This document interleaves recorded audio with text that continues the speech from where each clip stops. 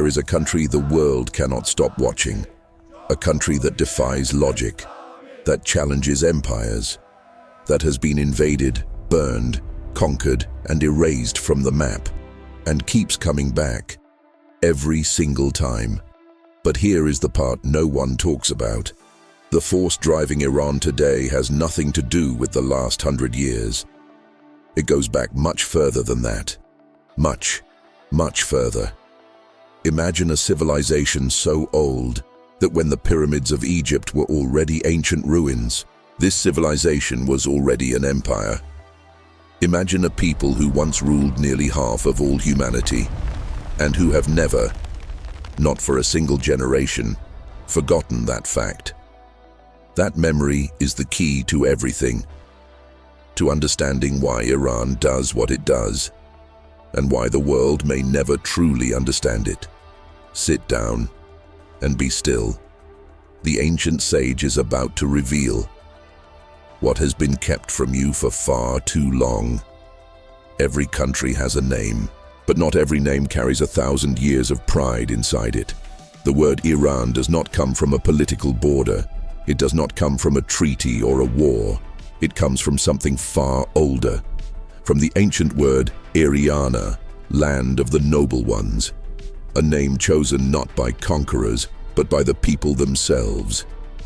Because from the very beginning, they saw themselves differently, not as one tribe among many, but as the center of the world.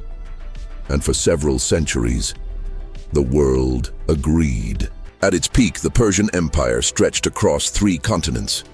It held more than 40% of all people alive at that moment under a single ruler.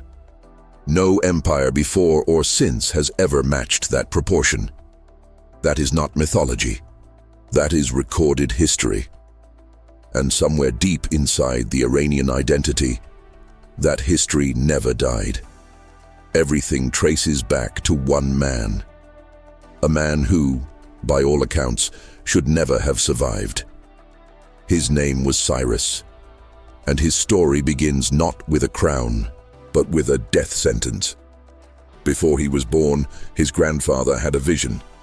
The king of the Medes, a powerful people who ruled over the Persians at the time, dreamed that a vine grew from his daughter's womb, and that vine spread across the entire world. His advisors told him what it meant. His grandson would destroy his kingdom. So the king ordered the child killed before it could even draw breath. But the man tasked with carrying out the order could not do it. He handed the infant to a shepherd living in the hills, and the shepherd raised the boy as his own. Decades passed, and then Cyrus came back, not as a shepherd's son, not as a servant, as a king. He united the Persian clans, people who had lived under Median rule for generations, and led them in open revolt. In 550 BC, Cyrus defeated the very grandfather who had ordered his death. He had every right to execute him. Every ruler before him would have. Instead, he let him live. That single act told the ancient world something it had never seen before. This king operates by different rules, and Cyrus did. Where other conquerors burned and enslaved, Cyrus listened and preserved. When he entered a new city, he asked about their gods. He funded their temples. He kept their local leaders in place. He said, "Your way of life is yours to keep." It was a radical idea in a world where conquest meant destruction, and it made him nearly impossible to resist. In 539 BC, Cyrus marched toward Babylon, the most powerful city on earth. No siege engines, no months of starvation. The city opened its gates because the people inside had heard what Cyrus did to others, and they preferred that to what their own king had been doing to them. Now here is where history takes a turn that stops most people cold. Inside Babylon, there was a group of captives who had been waiting for this moment. Not for years, for generations. The Jewish people had been held in Babylon since their temple was destroyed, and they had in their possession a text written by the prophet Isaiah, roughly 150 years before Cyrus was born. That text named him, not a king from the east, not a mighty ruler. By name, Cyrus, written into a scroll before his grandfather had even imagined him. This is what the Lord says to Cyrus, his anointed, whose right hand I take hold of. When Cyrus entered Babylon, he issued a proclamation. It was pressed into a clay cylinder, small enough to hold in 2 hands. That cylinder was discovered in the ruins of Babylon in 1879. It now sits in the British Museum in London. And it declares in Cyrus's own words that all captive peoples are free to return to their homelands, free to rebuild their temples, free to worship their own gods. The Jewish people walked out of Babylon. They rebuilt Jerusalem. And Cyrus, a Persian king who worshipped no Jewish god, became the only non-Jewish leader in all of Hebrew scripture to be called the Anointed of the Lord. But Cyrus was just the opening chapter. After him came a line of Persian kings who turned a regional power into something the world had never seen. Cambyses pushed the empire into Egypt. Darius built a road system that stretched thousands of miles, with way stations, fresh horses, and royal messengers who could cross the entire empire in days. He created a postal system, a legal code, a standardized currency. He was building not just an empire, but a civilization. And then came Xerxes. Xerxes looked west. He saw Greece, a collection of city-states, perpetually arguing, perpetually at war with each other, and he saw opportunity. In 480 BC, he assembled an army so massive that ancient historians were still arguing about its size centuries later. Some said 2 million men. Modern estimates put it between 150,000 and 300,000. Either way, it was the largest force the ancient world had ever seen move in a single direction. They crossed into Greece, and they hit a wall, not a stone wall, 300 men, at a narrow mountain pass called Thermopylae. For 3 days, a Spartan king named Leonidas and his 300 soldiers held the entire Persian advance. They knew from the beginning they would die there. They chose to anyway. Their stand gave Greece time to prepare. And at the naval battle of Salamis, the Greek fleet, smaller, faster, fighting in waters they knew, destroyed the Persian armada. Xerxes watched from a throne on a hilltop. He watched his fleet burn. And then he went home. The defeat at Salamis is usually where Western history books close the chapter on Persia. Greece won. The end. But that is not the end.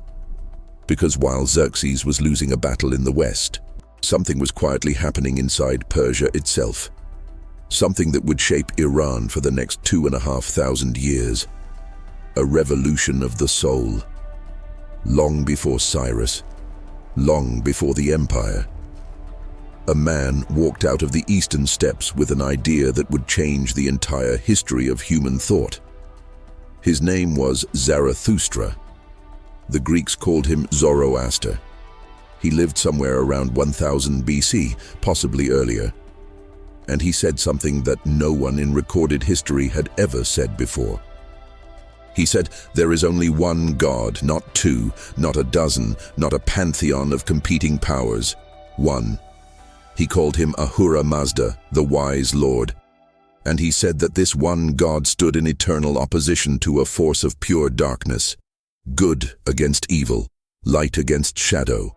A cosmic war being fought across all of existence. That idea of a single divine being locked in battle with a supreme evil sounds familiar. It should, because many scholars believe that when the Jewish people lived as captives in Babylon, surrounded by Persian Zoroastrian culture, something happened. The concepts that appear most vividly in Jewish writings after the Babylonian exile, the devil, the resurrection of the dead, the final judgment, the apocalypse, these concepts are either new or dramatically expanded after that contact. That is not a religious claim. That is a historical observation. The ideas moved from the Persian plateau into Jewish scripture, and from Jewish scripture into Christianity, and from Christianity into Islam.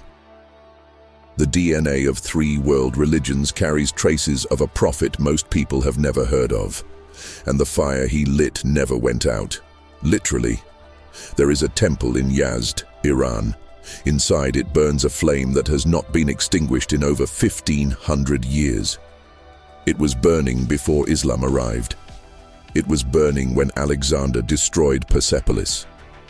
It burns today. The keepers of the flame say it will never go out. Not because of any miracle, but because someone is always there to tend it. That is the Persian way. Someone is always there. In 334 BC, a young Macedonian king turned east. Alexander, 22 years old, already a legend, had decided that Persia was next. He was brilliant. He was ferocious. And he was faster than any army the Persian Empire had ever faced. In less than a decade, he took everything. Egypt fell. Babylon fell. And finally, in 330 BC, Alexander reached Persepolis, the ceremonial heart of the Persian world. A city of columns so tall they touched the sky, of carvings depicting kings from every corner of the empire bringing tribute, of gold and cedar and stone. Alexander burned it. The official reason was revenge, payback for Xerxes burning Athens a century and a half earlier. But many historians suspect there was something more, a statement, a declaration that this world was over. And yet, something unexpected happened to Alexander inside Persia. He fell in love with it. He married Persian women. He adopted Persian dress. He incorporated Persian nobles into his court. He tried, genuinely, to fuse the Greek and Persian worlds into one. His generals were furious. They had come to conquer, not to become. But Alexander had looked at what Persia had built, and he could not help but want to be part of it. Persia absorbed its conqueror. It had done it before. It would do it again. After Alexander died, Persia re-emerged, first under the Parthians, then under the Sassanid dynasty, which ruled from 224 to 651 AD. The Sassanids were extraordinary. They matched Rome as an equal, then matched Byzantium. They produced art, philosophy, architecture, and science that rivaled anything in the ancient world. And then something arrived that none of them were prepared for. In 632 AD, the Prophet Muhammad died, and the faith he had built, Islam, began to move. Fast. The Arab armies that swept out of the Arabian Peninsula were driven by something beyond military strategy. They carried a revelation, and that revelation gave them a certainty that made them nearly unstoppable. In 637 AD, at the Battle of Al-Qadisiyah, the Arab forces defeated the Sassanid army. An empire that had stood for over 400 years collapsed in less than a decade. Persia had been conquered before, by Alexander, by the Parthians. But this was different, because this time, the conquerors didn't just want the land, they wanted the soul. The Persians accepted Islam, but not quietly, and not the same version that the Arabs brought with them. The Arabs were Sunni, followers of the majority tradition established after Muhammad's death. The Persians became something else, Shia, and to understand why, you have to go to a place called Karbala. After Muhammad died, the question of who should lead the Muslim world split the faith in two. One side believed leadership should go to Muhammad's bloodline, specifically to Ali ibn Abi Talib, Muhammad's cousin and son-in-law. These were the followers of Ali. The Shia. In 680 AD, Ali's son Hussein, Muhammad's own grandson, found himself surrounded. He had 72 fighters. The opposing army had tens of thousands. Hussein knew the math. He stayed anyway. On the 10th day of the month of Muharram, Hussein was killed. His death became the beating heart of Shia Islam. Every year, Shia Muslims around the world mark that day. It is called Ashura, And in Iran, it is something that has to be seen to be understood. Millions in the streets. A grief that is not performed, it is felt. A mourning that connects people across 14 centuries as if the wound were fresh. Some scholars argue that Shia Islam resonated so deeply with the Persians because it mirrored something they already carried. A tradition of sacred suffering. A belief that dying for what is right is not defeat, it is transcendence.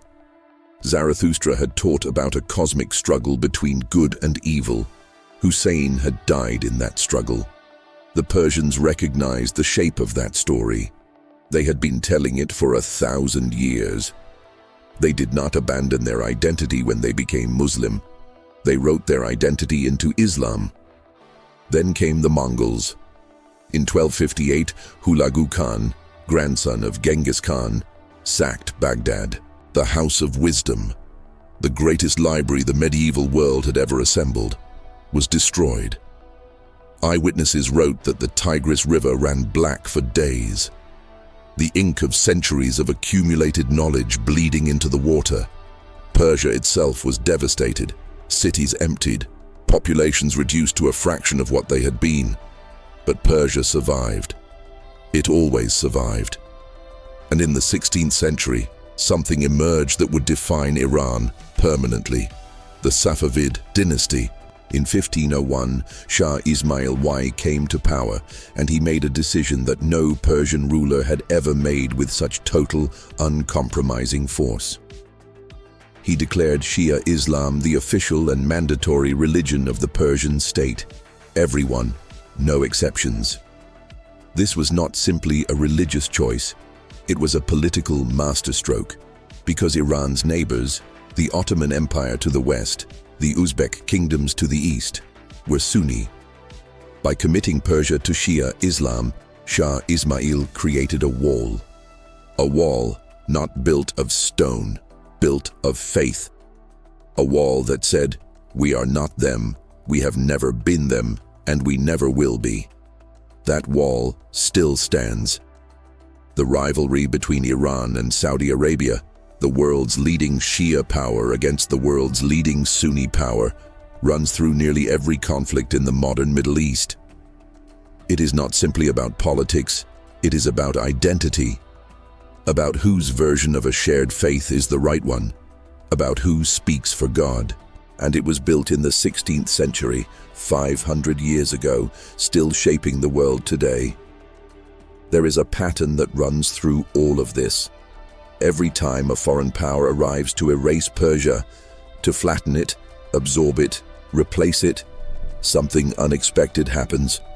Persia absorbs the conqueror instead. It happened with Alexander. It happened with the Arabs. It happened with the Mongols. Long ago, a text written during the Babylonian exile described empires rising and falling. A lion, a bear, a leopard, a fourth beast, terrible and iron-toothed, each one dominant in its moment, each one gone. The scholars who wrote that text were themselves captives, living inside one of those empires. And what they observed was this: empires end, peoples endure. Iran is perhaps the most striking living proof of that observation. We reach the 20th century, and here the story becomes personal. In 1908, oil was discovered in southern Iran. Almost immediately, the British moved in. The Anglo-Persian Oil Company, which would later become BP, took control of extraction. The profits flowed out. The labor stayed in. Iranians drilled the oil. The British cashed the checks. In 1951, a man decided that was enough. His name was Mohammad Mossadegh. He had been elected prime minister in a democratic process. He nationalized Iranian oil. He said this belongs to the Iranian people. The British were furious. The Americans were worried. And in 1953, the CIA and British intelligence organized a coup. They called it Operation Ajax. Mossadegh was arrested. The Shah, Mohammad Reza Pahlavi, who had briefly fled the country, was returned to power by foreign hands. Iran's democracy was dismantled, not from within, from outside. That moment never left Iranian memory. It is taught in schools. It lives in the national subconscious. It is the reason why when you talk to Iranians about the West, even today, you will sometimes see something cross their face. Not anger exactly. Something older. Something that says, "We remember what you did." When the Islamic Revolution came in 1979, one of its most powerful fuels was not religion. It was that memory. The feeling that Western powers had stolen something from Iran once and had to be stopped from doing it again. By the late 1970s, the Shah had been in power for decades. He was modernizing Iran, rapidly, forcibly, often brutally. His secret police, known as Savak, monitored and tortured dissidents. Thousands disappeared into its system. Beneath the surface of a country that looked stable, pressure had been building for years. From the left, secular intellectuals, communists, Democrats who remembered Mossadegh. From the mosques, clerics who had been watching the Shah's westernization with growing fury. And from exile, a white-bearded cleric named Ruhollah Khomeini, who had been speaking on cassette tapes smuggled into Iran for years. When the revolution finally came in 1979, it surprised everyone, including the revolutionaries themselves. The secular left thought they were leading it. The liberals thought they would shape its outcome. They were wrong. The clerics took everything, and Iran became something that had never existed before in the modern world, an Islamic republic. A state where religious law was the law of the land, where a supreme leader, a cleric, held authority above the elected president. Khomeini called the system Velayat-e-Faqih, the guardianship of the Islamic jurist, governance by God's representative on earth. In November 1979, a group of Iranian students scaled the walls of the American embassy in Tehran. They took 52 American diplomats hostage. They held them for 444 days. The world watched in disbelief. A nation of students had done what no army had managed. They had humiliated the most powerful country on earth. And Iran sent a signal that still echoes, "We are not afraid of you." Now we arrive at the question, the one that has been waiting since the beginning. Why does Iran do what it does? Why does a country under crushing economic sanctions still pour money into regional conflicts? Why does it pursue nuclear capabilities despite enormous international pressure? Why does its leadership speak in language that sounds almost biblical? Of enemies, of destiny, of divine purpose.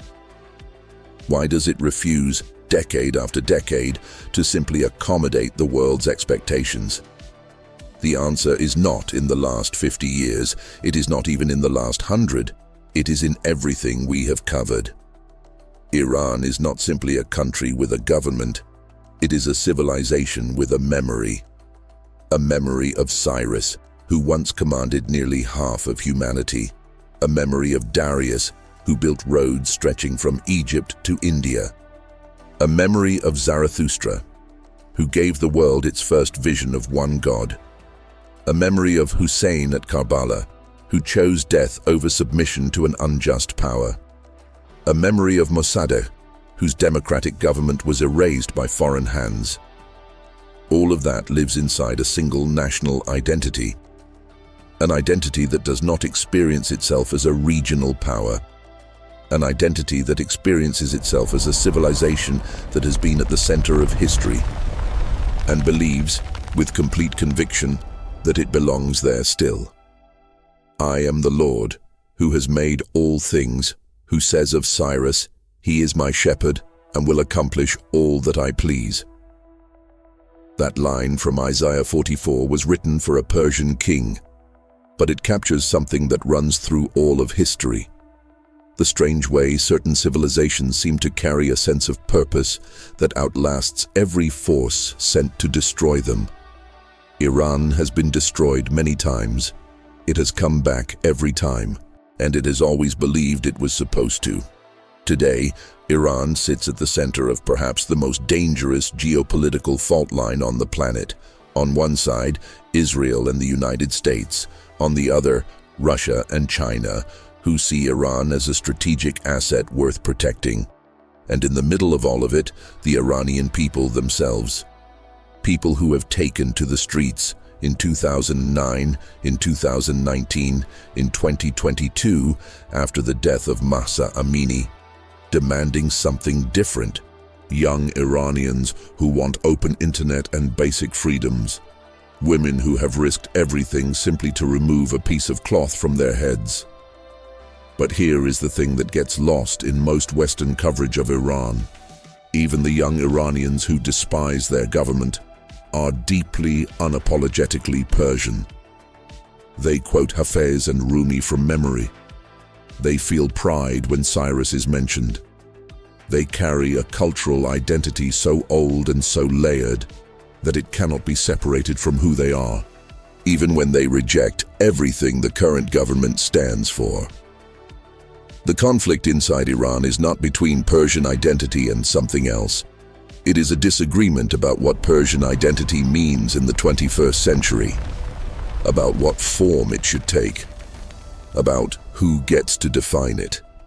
That is a conversation that has no easy answer, and it is one that Iranians, not outsiders, will ultimately have to resolve.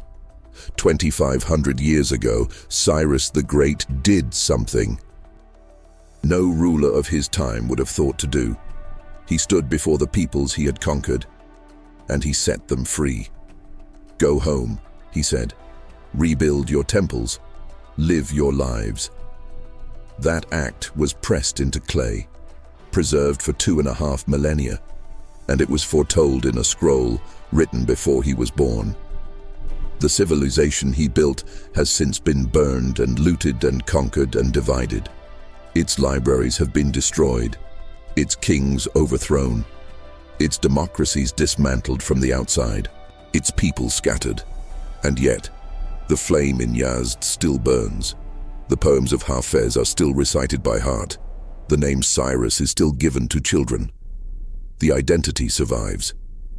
What lies beneath Iran, the real thing underneath the politics and the headlines and the nuclear talks, is a people who have been at the center of the human story for longer than most modern nations have existed.